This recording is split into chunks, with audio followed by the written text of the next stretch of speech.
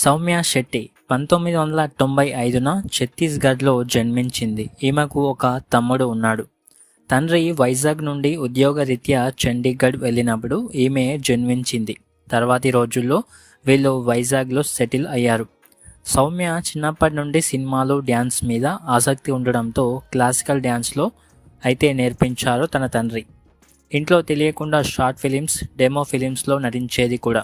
Inter చదివేటప్పుడు senior అయిన బీహార్కి చెందిన బలరాం శెట్టితో పరిచయం కలిగి అది కాస్త సన్నిహిత్యంగా మెలుగుతూ ఇంట్లో చెప్తే పెళ్లి చేయరని వాడితో లేచిపోయింది. తల్లిదండ్రులు అప్పటి నుంచి ఈమెను దూరం పెట్టారు. వీళ్ళు ఇద్దరు వైజాగ్లో ఒక రూమ్ తీసుకొని కాపురం చేసుకుంటూ ఛాన్స్ల కోసం తిరుగుతూ ఉండగా 2013లో ఇద్దరికి ఒక షార్ట్ ఫిలింలో అవకాశం దొరికింది. అయితే అది పెద్దగా ఆదరణ అయితే పొందలేదు. మొగుడిని వెంటేసుకొని ఛాన్స్లకు తిరిగితే ఒక్కడు ఈమెకు అవకాశం ఇవ్వలేదు.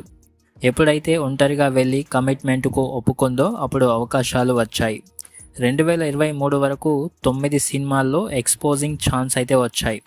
ఇక వీళ్ళిద్దరూ లగ్జరీ లైఫ్కి అలవాటు పడి ఒకరి ఇంట్లో దొంగతనం చేసి జైలుకు వెళ్ళి వచ్చింది కూడా.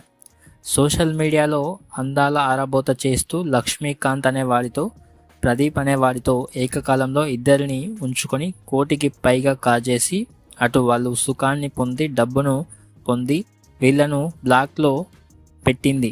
ఇందులో లక్ష్మీకాంత్ అనేవాడికి ఈమె మీద భ్రమపోక వెంటపడ్డాడు. అయితే ఈమెకి వాడి మీద మోజు తీరి డబ్బు అడగడంతో డబ్బులు అడిగితే బ్లాక్మెయిల్ కేసు పెడతాను అని వాడిని బెదిరించడంతో ఏం చేయాలో అర్థం కాక వైజాగ్ సీసీకి ఫిర్యాదు చేయడంతో ఈ వార్త అయితే వెలుగులోకి వచ్చింది.